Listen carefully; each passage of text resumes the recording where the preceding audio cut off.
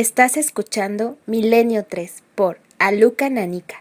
Buenas noches, 3 y 6 minutos de la madrugada, seguimos en la sintonía de la cadena SER para toda España y para el mundo, y comienza la segunda edición de Milenio 3, con un menú de verdad yo creo que bien surtido para esta madrugada.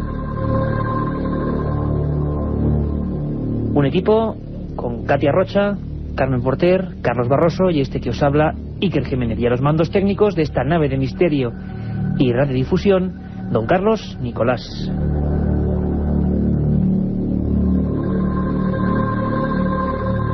En la primera edición de Milenio 3, la que siempre hacemos de 10:30 a 11, ya sabéis que es nuestra primera cita, hemos tratado un tema tremendo, un tema que a muchos oyentes que nos han escrito a milenio3@cadenaser.com, milenio3@cadenaser.com, les ha puesto los pelos como escarpias, como se dice en la vieja Castilla.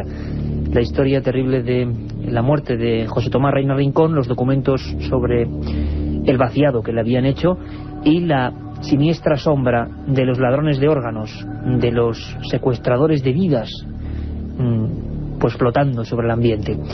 Una historia que nos ha dejado un pozo amargo, pero que significa la existencia del otro lado del misterio.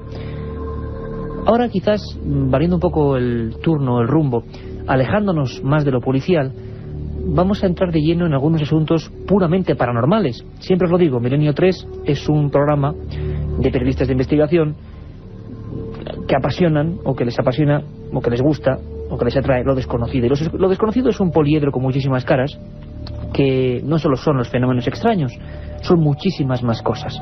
Y ese es el ejemplo que queremos dar en estas noches, y agradeceros como siempre la increíble fidelidad que nos estáis mostrando. Dejamos lo policial a las 11 de la noche, con Manolo Molés, con los forenses, con los abogados como el señor García Marcos, y nos adentramos en un suceso que ha conmocionado a una ciudad española, Ceuta. En Ceuta ha pasado algo realmente curioso, realmente extraño, fuera de lo común. Son las 3:08, esto está en completa penumbra y creo que es el mejor momento para informar a la audiencia con datos frescos. Adelantábamos algo en la primera edición, un pequeño adelanto. Quizá por última vez la policía ha intervenido, ya ha declarado públicamente, 8 miembros en concreto han sido testigos de fenómenos extraños en un lugar sinceramente poco agradable, que a nadie le gusta visitar, un tanatorio, el de Ceuta. Al parecer, los sollozos y lamentos de una mujer, ni más ni menos.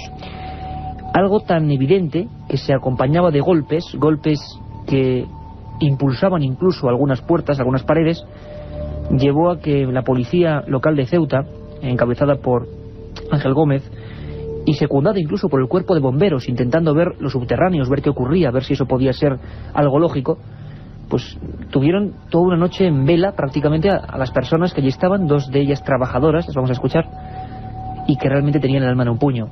Esas voces de mujer hicieron algo insólito.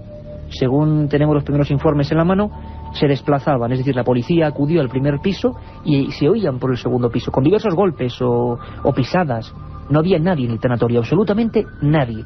Cuando los 8 miembros, escúchenme bien, 8 miembros de la policía con 4 coches patrulla subían a esa planta, las voces bajaban. No era ningún animal, aparentemente. Es el último misterio.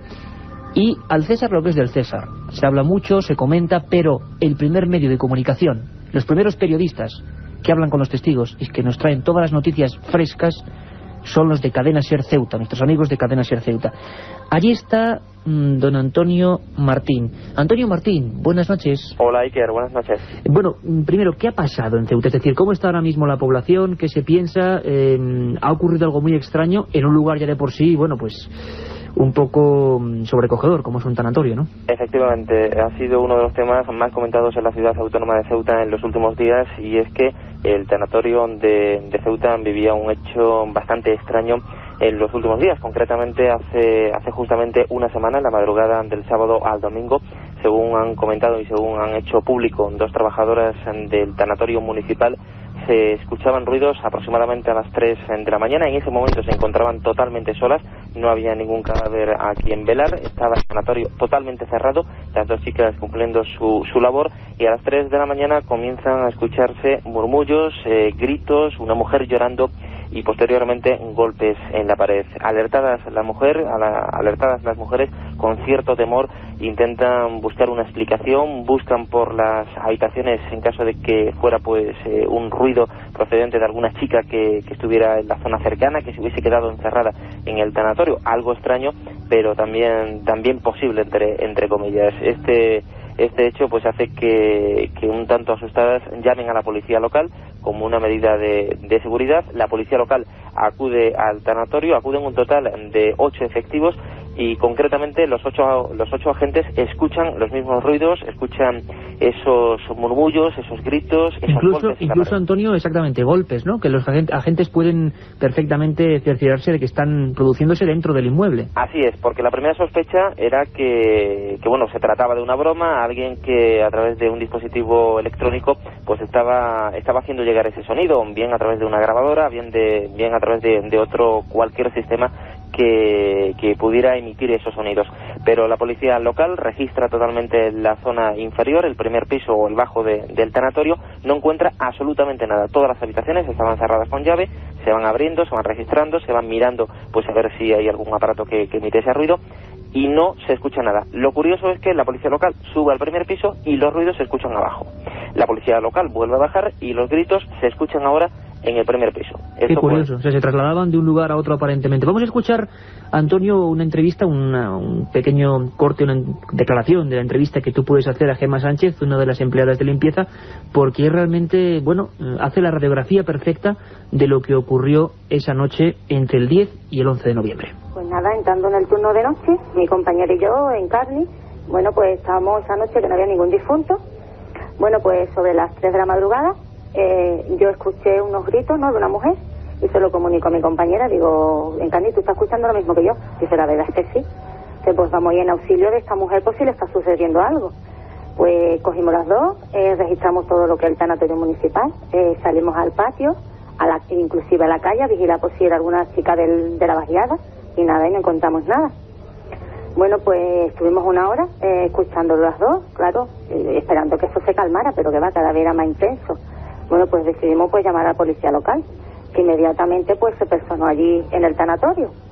Entonces eran 4 coches y 8 policías locales que se registraron todo el tanatorio. Nosotros ya solo comunicamos a ellos que ya lo habíamos registrado, pero ellos volvieron a registrarlo y nada, y allí no encontraron nada. Incluso ellos escucharon los mismos gritos. Entonces no sabíamos, y todo procedía del tanatorio. Y nada, y registraron todo y allí no encontraban nada. Y allí los gritos seguían, y seguían, y seguían. Se marcharon, fueron a la Duca para inspeccionar toda aquella parte por arriba, y allí no se encontró nada. Se fue la policía y llegó el chico que estaba de vigilante en la Duca esa noche, a ver qué es lo que nos sucedía, o si podía el muchacho ayudarnos o algo. Y entrando en el tanatorio él, pues escuchó todos los mismos gritos, incluso ya eran más fuertes y con golpes en las paredes. Eran golpes y aquello ya era horroroso, allí no se podía estar. Y nada, pues el mismo chico dice, bueno, pues yo voy a volver a llamar a la policía local. Y entonces él volvió a llamar desde la misma Duca a la policía para decirle pues que eso estaba peor y que allí, como yo dejé a estas 2 muchachas allí. Entonces nada, la volví a llamar y volvió a venir la policía local. Y ya, pues ahí, sobre las 6 menos cuarto, ya se calmó y se cortó. Una noche realmente especial, movida. Podemos estar hablando incluso de la última intervención de las fuerzas de seguridad del Estado en un caso aparentemente, supuestamente paranormal. Pero sin embargo, Antonio Martín, periodista de la cadena SER en Ceuta, parece ser que no era la primera vez, ¿no?, que ocurrían hechos similares. Efectivamente, al menos así nos lo contaba ante los micrófonos de Radio Ceuta de la cadena SER esta misma semana Gemma Sánchez, la trabajadora del tanatorio. Hasta el momento no se había hecho público ningún ruido extraño, ninguna situación extraña dentro del tanatorio, pero como digo, así lo denunciaba Gemma Sánchez, que no era la primera vez que se escuchaban, no tan fuerte ni tan continuo como en esta ocasión ha ocurrido, pero no era la primera vez que en el tanatorio se escuchaban ruidos extraños. Escuchamos a Gemma Sánchez. Explicación, yo no le encuentro ninguna. Yo lo he dejado ahí, pero que yo no le encuentro ninguna explicación, la verdad se ha dicho. Ya no, tampoco me parece a mí que es la primera vez. Ha pasado anteriormente, lo que pasa es que tampoco ha salido a la luz como esto. Pero ya ha pasado, a mí me han comentado cosas. Lo que pasa es que como nosotros somos los trabajadores y tal, lo hemos dejado ahí. ¿Cosas como qué, ¿no? Como gritos también. No hace mucho, dicen. No sé si fue hace un sábado o el anterior, en un velatorio. Ya hace un año también han pasado cosas, pero claro, no ha salido como esto, porque es que esto éramos 11 personas. Y claro, y todos escuchamos lo mismo, vamos. 11 testigos que presenciaron, escucharon esos misteriosos lamentos de procedencia desconocida.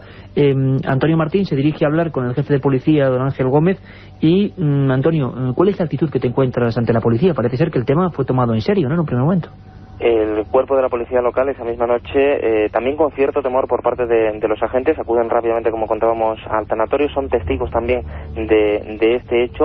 La policía local intenta solucionar. Una vez que cesan los ruidos, pues la policía local finaliza su servicio. Al día siguiente deben rellenar un parte con todo lo ocurrido. Así lo hacen, firman en el parte los 8 agentes que acuden a este hecho.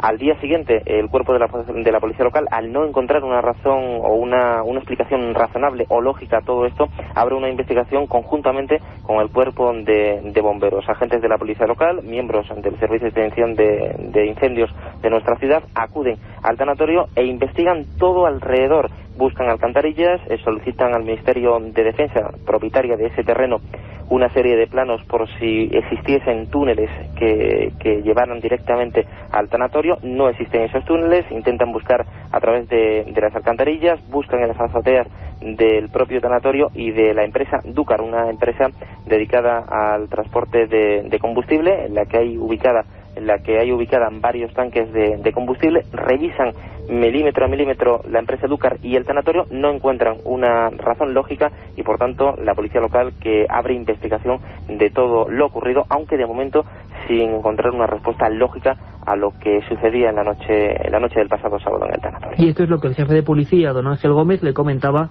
a Antonio Martín para los micrófonos, los primeros que informaban del asunto de la cadena SER Ceuta. Me dijeron de su propia voz que efectivamente llegaron al tanatorio sobre las 4 de la mañana, 3:30, y escucharon como lamentos, como gritos, como alaridos de una mujer y golpes, y que subieron a la planta primera de arriba del tanatorio, donde parecía que procedían los ruidos, y entonces se escuchaban más abajo, y que bajaron a la primera planta y que se escuchaban arriba, y que el tanatorio no había ningún velatorio en ese momento, ningún finado en ninguna de las 3 salas, que estaba totalmente vacío, que se hizo un registro del tanatorio y no encontraron a nadie, que hicieron un registro de las inmediaciones tampoco. Y ayer por la mañana, pues la unidad de intervención rápida nuestra de la UIR se personó en las inmediaciones del tanatorio y a ver qué podían averiguar sobre el tema en la playa, a ver si había algún túnel, si había algún animal muerto que pudiéramos dar. Y bueno, en el parte que me cursan hoy sobre esto, me reflejan que hicieron una batida por la playa, no observando ningún túnel que conectara o que tuviera acceso a la instalación. Y los vecinos del lugar también manifiestan que no hay túneles, y en el interior también de la antigua Dúcar también hicieron una batida y tampoco encontraron nada. Podía haber pues un animal muerto, una gata que hubiera parido, que bueno, intentando buscar una explicación lógica y razonable que no sea paranormal ni parapsicológica a este tema. También los bomberos estuvieron en el lugar, se abrieron varias arquetas, se abrieron varias canalizaciones y tampoco el resultado negativo. No se ha podido determinar, me dice el subinspector que llevó este caso en el día de ayer, que haya una causa lógica para los hechos narrados y los hechos ocurridos en días anteriores hasta el momento. Yo desde luego lo tengo muy claro, que de aquí a un par de días voy a dar carpetazo a este asunto, lo voy a archivar y bueno, pues si no hay una explicación lógica al tema, esperemos que no vuelva a ocurrir. Para mí, en 20 años que yo de jefe de la policía, es la primera vez que ocurre una cosa de estas y espero que no vuelva a ocurrir. Estas eran las declaraciones de don Ángel Gómez, jefe de la policía local de Ceuta. Lo decíamos antes, quizá la última intervención. De momento el misterio sigue ahí. Unos hechos realmente curiosos, diferentes y que hacía muchos años que no se producían. Si algo ocurre, está la SER, y si ocurre, desde luego, tema misterioso, está Milenio 3. Y en este caso estaba Antonio Martín con los micrófonos, con un excelente trabajo. Felicidades, compañero. La última hora, imagino que habrá nuevas noticias y seguimos de cerca esta historia. Por supuesto, si hay alguna noticia más, si se vuelven a escuchar ruidos o se encuentra esa respuesta lógica que se pretende dar a todo esto, por supuesto que informaremos a los oyentes de la cadena SER y especialmente a los oyentes de Milenio 3. Muchas gracias, Antonio Martín, y un fuerte abrazo desde Ceuta. Muchas gracias. 3:22, aquí estábamos con el alma en un puño y don Carlos Nicolás, el técnico, que me miraba un poco espantado con lo ocurrido en Ceuta, ni más ni menos que el jefe de la policía diciendo que sí, que él en 20 años no ha podido encontrarse con nada igual. Y es que cada día pasan cosas misteriosas, ¿verdad, Carmen Porter? Buenas madrugadas, Iker. Buenas madrugadas. Nos encontramos aquí, en la penumbra total, saliendo un poquito con esta música preciosa para recordar algunas cosas que pasaron un día como hoy. Antes, una cosa importante para la gente que nos escriba, ¿no? Pues sí, la gente que nos escriba a milenio3@cadenaser.com, milenio3 con número @cadenaser.com, o nos dejen sus mensajes en el contestador en el 91-532-4532, 91-532-4532. Sortearemos esta semana los Evangelios Apócrifos de Pierre Crepon. Un libro Son de la editorial sensacional. Edad. Un libro sensacional. Mucha gente nos pregunta por esos evangelios que nos cuentan la otra historia de Jesús, la otra historia que no aparece en las Sagradas Escrituras, aquellos manuscritos que se eliminaron, tampoco sabemos por qué, en el siglo III, considerándose que no eran dignos de la historia divina. Esos son los evangelios apócrifos, y eso es lo que sorteamos. A todos los que a partir de ahora nos escriban, de aquí hasta el final del programa, leeremos algunos de los mails. 5 libros, Carmen, editorial Edad, los evangelios apócrifos de Pierre Crepon. ¿Y qué pasó, Carmen Porter, tal día como hoy? Hoy es 18 de noviembre. 18 de noviembre. Pues tal día como hoy, en 1096, Pedro I, rey de Navarra y Aragón, conquista Huesca. En 1809, el ejército español, organizado por la Junta Central, es derrotado en Ocaña. 1830, Bélgica se independiza de Holanda. 1851, se inaugura en París la Cité Napoleón, uno de los primeros barrios construidos con fines sociales. Ya en 1912 se declara el cólera en Constantinopla. 1940, Serrano Suñer se entrevista con Hitler. En 1948 se anuncia la creación en España de un Instituto de Humanidades organizado por José Ortega y Gasset y Julián Marías. En 1952, la UNESCO acepta el ingreso de España entre sus países miembros. 1965, el Papa Pablo VI anuncia la apertura de los procesos de beatificación de Pío XII y Juan XXIII. Unos años más tarde, en 1976, las Cortes Españolas aprueban la ley de la reforma política, que abrió el camino a la democracia. Y un Juan XXIII, Carmen, que hoy tiene mucho que ver. Luego hablaremos de ese papa que hizo profecías. 2 años más tarde, en 1978, el CSIC detiene a varios militares implicados en la Operación Galaxia, que pretendía consumar un golpe de Estado en España. 1984, cientos de miles de personas recorren en silencio el Paseo de la Castellana en Madrid para protestar contra la política educativa del gobierno, el LODE. En 1995, el Vaticano considera irrevocable el no al acceso de la mujer a la ordenación sacerdotal, según una declaración de la Congregación para la Doctrina de la Fe, aprobada por Juan Pablo II, nuestro actual Papa. Y en 1998, la ciudad española de Santiago de Compostela recibe el Premio Europeo de Urbanismo. Todas esas cosas en el archivo del tiempo ocurrieron un día como hoy, un día que ahora se despereza, el 18 de noviembre, cada día es diferente. Nos preguntáis mucho por esos días que casi no están en ningún calendario, los del pasado más remoto. Ya sabéis que hemos hecho un fichaje de excepción, un buen amigo, el director de la revista de arqueología, Nacho Ares, con su Historia Perdida. Quedaros bien con este título, ¿verdad? Historia Perdida. En ella vamos a, en pequeñas píldoras, recorrer y trasladarnos a esos lugares, sitios, enclaves, piezas arqueológicas que guardan misterio. Y esta vez nos vamos a uno maravilloso, donde ha habido nuevos descubrimientos. Unos hombres de las cavernas pintaban extraños dibujos en Lascaux, en Francia. Vámonos para allí con Nacho Ares y la Historia Perdida. En 1940 se descubrió la cueva de Lascaux, en Francia. Este hallazgo lo que hacía era dar autenticidad a otra gran cueva descubierta en 1875 por Marcelino Sánchez Otuola, la cueva de Altamira. Las interpretaciones clásicas del abate Breuil decía que estas pinturas eran pinturas mágicas y que con ellas los hombres primitivos pretendían hacer una llamada también mágica a la caza de animales salvajes. Sin embargo, las nuevas investigaciones han demostrado otra realidad mucho más insólita. Estas pinturas seguramente tuvieron mucho más que ver no con la magia de las cazas de animales, sino con algo turbio relacionado con el mundo de la astronomía. Según muchos investigadores, en la cueva de Lascaux se encuentra la representación más antigua de la constelación de Tauro. Sobre uno de los paneles de esta cueva francesa nos encontramos con el dibujo de un toro de 6 puntos negros de pequeño tamaño sobre uno de sus hombros. Para estos astrónomos, estos puntos coinciden perfectamente con las Pléyades. Además, la cabeza del animal, que serían las Síades, y la estrella de Aldebarán completan una constelación mucho más relacionada con el mundo de la astronomía hace miles de años. La explicación que han dado estos astrónomos al inquietante nuevo descubrimiento e interpretación de las pinturas de Lascaux quizás está relacionado con la representación del equinoccio de otoño, quizás del año 15.300 a.C., justo a finales de la última glaciación. Con ello, las pinturas de Lascaux y otras pinturas rupestres en numerosas cuevas del resto del planeta identifican que el hombre primitivo tenía una serie de conocimientos astronómicos muchísimo más avanzados y sobre todo más siniestros de lo que habíamos pensado en un principio. La otra realidad. Fenómenos extraños. Misterios sin resolver. Milenio 3. En la SER.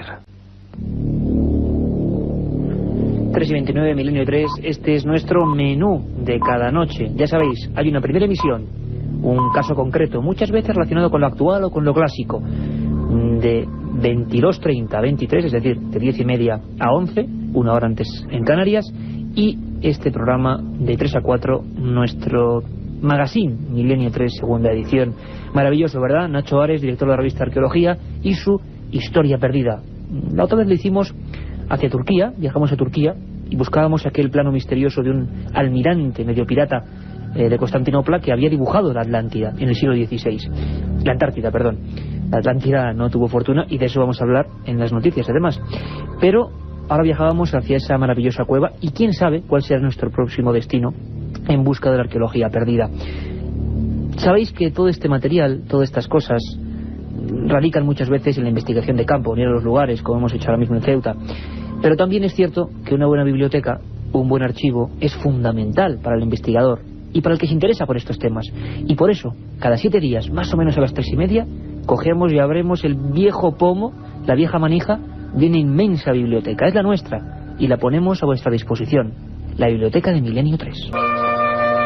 Y estamos ya en el interior de esta biblioteca antigua, vieja, pero siempre con novedades. Y en esta ocasión unas novedades que son quizá difíciles de conseguir y que por eso recomendamos, porque no solo las grandes editoriales tienen que ser las primeras y las más accesibles. Hay grandes trabajos que se están realizando en pequeñas agrupaciones, en pequeñas editoriales, como digo, y que merecen toda nuestra atención. Es el caso de la editorial El Olivo, que tiene su sede en Jaén, y que ha hecho un magnífico trabajo. Su autor, Luis Miguel Sánchez Tostado.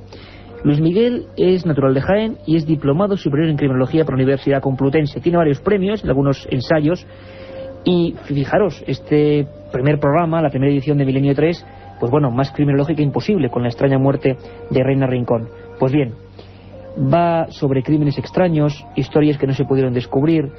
Hay una historia fascinante, que es una región, el Triángulo de Alcalá Real, en Jaén, donde la media de suicidios, de ahorcamientos, se multiplica prácticamente por más de 60 con respecto al resto del mundo. Hablaremos un día de ese lugar. Gente, familias enteras. Hay un caso de una familia que se cuenta en este libro, Crónicas del Crimen, Luis Miguel Sánchez Tostado, editorial El Olivo. Se cuenta, por ejemplo, una familia de 10 miembros, los 10 se suicidaron en el mismo olivo, en la misma rama. Es impresionante algunos de los estudios, trataremos el tema porque ahí hay un gran misterio, porque la mente humana, por ejemplo, de generación en generación realiza este tipo de cosas. Gente que se autoinmola, que se destruye repentinamente. Casos de este tipo analizados desde el punto de vista de la psiquiatría y la criminología y del investigador de campo, con recortes, con informaciones, con casos antiguos, algunos casos estremecedores, como una de las mayores matanzas ocurridas en España en el pueblo de Villanueva del Arzobispo, en Jaén. Una historia terrible, un hombre que acabó con su familia de 9 miembros. Bueno, diablos humanos auténticamente recogidos en este libro. Conocer el crimen es bueno para evitarlo. Crónicas del Crimen, Luis Miguel Sánchez Tostado, esta editorial del Olivo de Jaén, nuestra recomendación de la semana. Y Carmen Porter nos trae uno de los libros bien resguardados del polvo, de las telarañas, es nuestro incunable de la semana. Las profecías del Papa Juan XXIII, de Ediciones Martínez Roca, y el autor es Pierre Carpi. Pierre Carpi es un periodista italiano que en 1976 tuvo el conocimiento de la existencia de unas profecías pertenecientes a Angelo Roncalli, que tomó el nombre de Juan XXIII al ser elegido sumo pontífice. Al parecer estos textos estaban en poder de una sociedad iniciática, la misma en la que años antes había ingresado Juan XXIII tras vivir una serie de experiencias sobrenaturales en Turquía. Carpi en un principio nos explica que él fue el primero en no creer en estas profecías. Esto es lo que dice el autor. Quien me conozca sabrá que siempre me he mostrado desconfiado e incluso belicoso frente a quienes especulan con lo oculto, con las disciplinas esotéricas. He desenmascarado toda tentativa de introducir la confusión en el ya demasiado confuso mundo de las llamadas cosas secretas. Es quizás esta misma coherencia la que me coloca en situación de avalar este libro. Pierre Carpi, Carmen, con las profecías de Juan XXIII y una portada enigmática donde las haya. Sí, es como una especie de retrato, un dibujo del Papa Bueno, del Papa Juan XXIII. También Iker he rescatado alguna de las profecías que en él se cuenta. En el libro se narra una extensa lista de premoniciones que abarcan desde 1935 hasta el año 2033. En ellas, y según dice el autor, hay algunas que ya se han cumplido, como es la Segunda Guerra Mundial, la muerte del Papa durante el concilio o el suicidio de Hitler. Eso lo dijo antes Juan XXIII, antes de que ocurriese. Exactamente. Con respecto a esta última, el suicidio de Hitler, Juan XXIII en su profecía dice: el hijo de la bestia ha sobrevivido a 3 atentados, no al 4. Le sirve para matar a quienes odia, pero le llega a su fin. Encerrado en su cubil, abrazado a la mujer de otro, sobre su muerte, misterio. Hay que combatir y esperar porque el usurpador se crucificará solo en la falsa cruz. Solo entonces habrá paz. También hay otras profecías, Iker, que dice el autor que están por cumplirse, como que una mujer será presidente de los Estados Unidos, que el continente africano caerá en manos de un dictador, o que en el año 2033 será el año del juicio final. El año 2033. Exactamente, Iker. Esperemos que no sea así. Nos quedan 31 años el equipo de Milenio 3, así que habrá que aprovechar. Misterioso libro, difícil de encontrar, Martínez Roca, Las profecías de Juan XXIII. Recomendable, ¿verdad? Sí. Al autor, Pierre Carpi. Eran nuestras recomendaciones. Siempre hacemos una pequeña pausa, 5 minutillos, para meternos en el mundo de los libros. Somos amantes de la cultura y amantes de los libros. Y repetimos, milenio3@cadenaser.com, con número, milenio3@cadenaser.com. Están llegando un montón de mails. Haremos un sorteo para llevaros 5 libros apasionantes. Pierre Crepon, Los Evangelios Apócrifos, las otras palabras que supuestamente dijo Jesús de Nazaret, ni más ni menos. Había noticias diversas. Empezábamos con Ceuta y empezábamos de una forma tremenda. Me hacían gestos algunos compañeros de los pelos de punta, como decíamos antes, esas voces extrañas en un tanatorio con la policía interviniendo, y aquí hemos tenido sus testimonios. Sin embargo, no va a ser el único testimonio que aparezca hoy en esta noche de madrugada en Milenio 3. Nosotros solemos seguir las noticias, es decir, una cosa es que surja una historia y otra es que nos olvidemos de ella. Hay que seguir a veces la pista para saber si realmente pisábamos en suelo firme. En Badajoz, y os acordáis de Andrés Herrera, nuestro corresponsal, nos hablaban de varios incidentes también remitidos a la policía. Realmente un fenómeno significativo, que hacía tiempo que no se producía.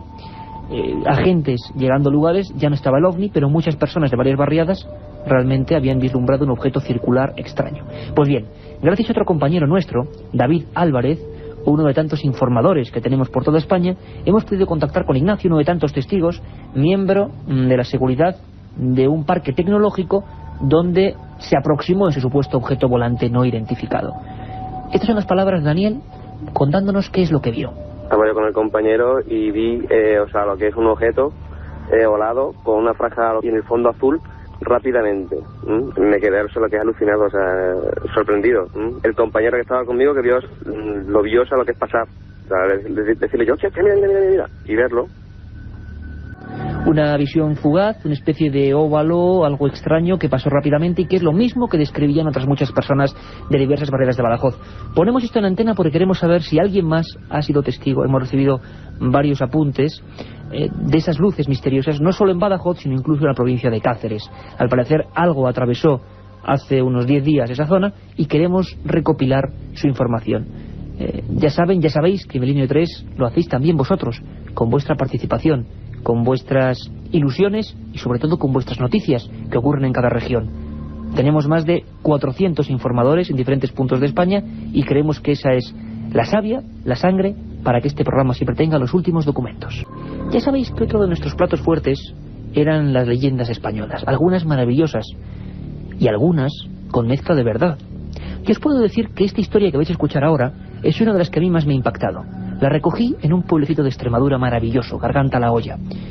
Y os voy a tener que acostumbrar, os tener que acostumbrar, os digo, porque hay leyendas que tienen nombres y apellidos, leyendas protagonizadas por personas como vosotros, como yo, como cualquiera que esté escuchando la cadena SER.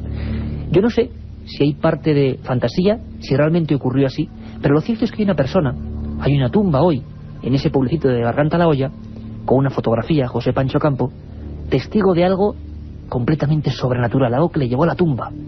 Es una historia increíble. Es nuestra leyenda española de la semana. Nuestras leyendas. En la comarca de la Vera, con sus portales de madera y sus balcones siempre repletos de macetas, no se conoce el bullicio ni las prisas. Al socaire de la iglesia, los más viejos, sabios después de tanto tiempo en el campo y las montañas, se reúnen cada tarde para recordar algunas historias que merecen ser rescatadas del olvido. Allí, sentado en el banco de piedra, escuché hace muchos años este relato que todos juraban verdadero. Aquellas voces detentadas me confesaron que todo ocurrió en 1947, una época llena de penurias y de hambre. El testigo era un pastor, se llamaba José Pancho Campo y vivía muy cerca de donde nos encontrábamos. Aquel buen hombre, según rezaba su propio sobrino Alejandro, se había tareado demasiado en la recogida de castañas. Su labor era básica, pues de eso vivía toda la familia.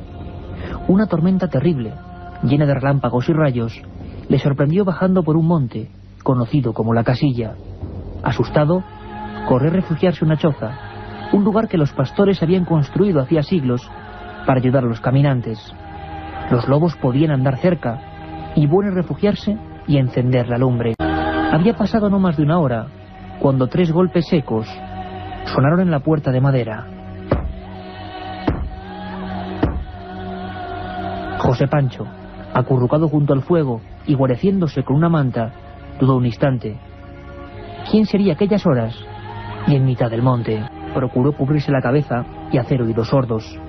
¿Sería el viento o alguna alimaña intentando encaramarse al portón?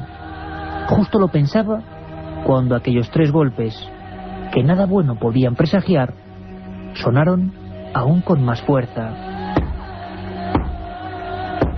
Decidido a plantar cara, se levantó y, estando erguido, escuchó una voz de mujer. Alguien que se lamentaba diciendo: «Tengo frío, tengo frío». El bueno de José abrió la puerta y allí vio una figura baja, enlutada con oscuros ropajes. Era una monja, quizá una hermana que procedía del cercano monasterio de Yuste. El cabrero se persignó como era la costumbre, pero la religiosa no respondió. En silencio echó a andar y se colocó junto a la pared, al lado de las llamas. Al girarse, el Pancho descubrió algo que le marcaría hasta el fin de sus días. El fuego alumbraba la estancia. Era una monja, sí, pero bajo sus negras galas asomaban 2 pezuñas de chivo. Nadie sabe qué ocurrió después.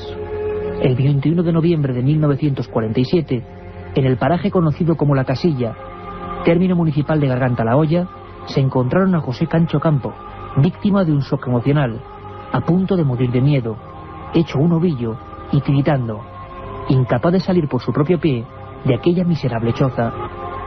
Poco después, el pastor, antaño valiente y trabajador en las noches y las montañas, se volvió temeroso, susceptible.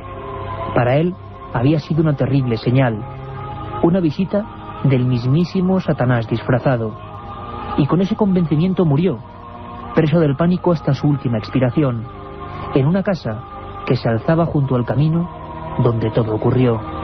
En el viejo camposanto, escondida entre las matas, se asoma una tumba. Sobre el sepulcro hay una fotografía del tiempo feliz, mucho antes de que lo extraño se cruzase en su camino. La visité, me arrodillé entre el silencio y le hice 2 fotografías. Mi cámara había reflejado, una vez más, el retrato de una leyenda. Un viaje en busca del misterio. Milenio 3, en la SER. Era la historia de José Pancho Campo, que aún se guarda entre los vecinos de Garganta la Olla. Francisca, el Kiko, Alejandro, su propia familia me confesó esta historia, que bueno, parte de la leyenda o parte de la realidad. Lo cierto es que ahí está, con nombres y apellidos, y ese hombre acabó convencido de que se había encontrado con Satanás. Y más de uno hay por España, más de uno, que ha tenido semejantes trifulcas con personajes realmente misteriosos. Ahora mismo, con esta sintonía, nos vamos a una semanita llena, repleta de información y de noticias. Carmen Porter, parece que el sudario, la sábana santa de Turín, dicen algunos rusos, que es medieval. Pues sí, que eso es lo que afirman dos científicos rusos, Dmitry Vonorov, de la Academia de Ciencia Rusa, y Vladimir Shurdin, del Instituto de Astronomía. Confirmaron que los estudios realizados en 1988, en los que se aseguraba, después de realizar la prueba del carbono 14, que la síndone databa de la Edad Media, pues ellos dicen que eran correctos esos datos.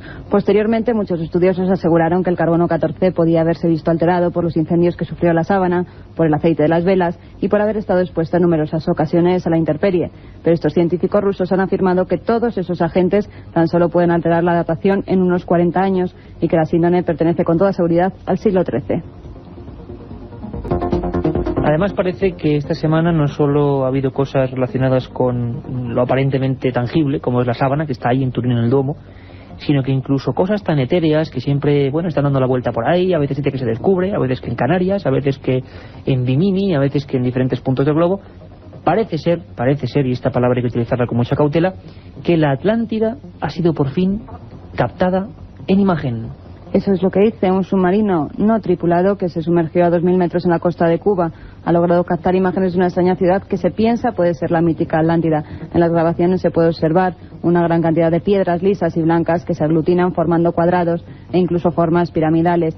Según ha declarado un portavoz de la empresa canadiense Comunicaciones Avanzadas Digitales, que se dedica a detectar naufragios y son los que han obtenido estas imágenes, esas formaciones son un misterio. La naturaleza no puede haber construido nada tan simétrico. El descubrimiento inmediatamente provocó la hipótesis de que se tratará de la Atlántida, la mítica ciudad descrita por Platón en el año 360 a.C. Pero Iker, por el momento los estudiosos no se han posicionado y aseguran que hace falta mucho más análisis para aceptar esta hipótesis. Y ahora nos vamos a un país y a un tema que a ti te gusta mucho, que son las apariciones marianas. Parece que esto nunca recae, sea cual sea el tiempo, y más aún a principios, finales de un siglo, de un milenio, vuelven con una actividad tremenda. Ha ocurrido en Italia.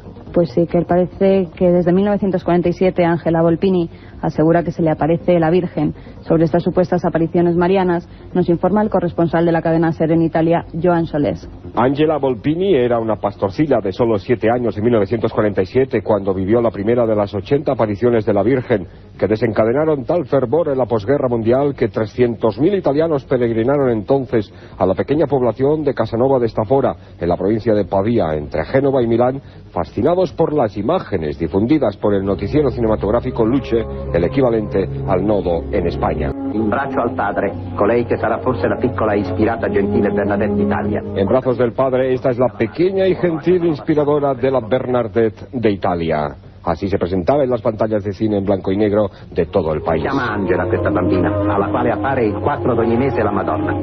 Se llama Ángela a esta niña, a quien se aparece el 4 de cada mes la Virgen. La singularidad de estas apariciones radicaba en el carácter cósmico de la visión sobrenatural y del mensaje político anticomunista de la Virgen, según el relato de Ángela, que hoy, a sus 62 años, casada y madre, recuerda así su infancia. Del 47 al 50 era Prato, come la prima volta. Del 47 al 50 aparecía en la pradera, asegura. Después se construyó una capilla y un recinto para protegerme de la muchedumbre. E dal 50 al 56 la Madonna è apparsa su queste pietre. Y del 50 al 56 la Virgen aparecía en estas piedras. Certo, ho avuto una vita di grande solitudine.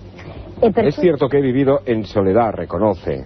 A venire ogni 4 del mese, un po' per tenermi compagnia. Por ello María aparecía el 4 de cada mes, en parte para hacerme compañía. En 1947, recién levantado el telón de acero por Stalin e iniciada la Guerra Fría, las primeras elecciones democráticas tras la constitución de la nueva república llevaron a Italia al borde de una guerra civil entre comunistas y democristianos, hasta tal punto que el Papa Pío XII autorizó las actividades anticomunistas al clero. La democracia cristiana difundió el mensaje mariano revelado a Ángela. ganó las elecciones y gobernó prácticamente los siguientes 40 años. Todo un milagro. Sono stata abituata ad essere accusata, derisa. Me he habituado a ser acusada de fraude tantas veces en mi vida, se lamenta Angela Volpini, que hoy dirige un centro espiritual en el lugar de las apariciones, jamás reconocidas como tales por la Iglesia Católica. La vieja pradera es hoy un frondoso bosque gracias a la Virgen, asegura la señora Volpini, que paradojas de la vida ha creado además 2 empresas de producción agraria en estos parajes en régimen de autogestión. A veces la polémica, gente que se hace de oro también con el asunto de María, de la aparición celestial. Eso son cosas que también hay que investigar. El lado oscuro de María a veces nos lleva a sorpresas realmente morrocotudas. Parece ser que ni más ni menos las leyes de la gravedad de Newton, uno de los parámetros por el que se fija toda nuestra física y concepción de la realidad, ha sido robado. Carmen Porter. Pues sí, que unos ladrones han robado el famoso libro en el que el físico del siglo XVII, Isaac Newton, formuló la ley de la gravedad. Los cacos se llevaron de la Biblioteca Nacional Rusa en San Petersburgo una primera edición de la obra Philosophiae Naturalis Principia Mathematica, donde el físico formulaba las 3 leyes del movimiento y la ley universal de la gravedad.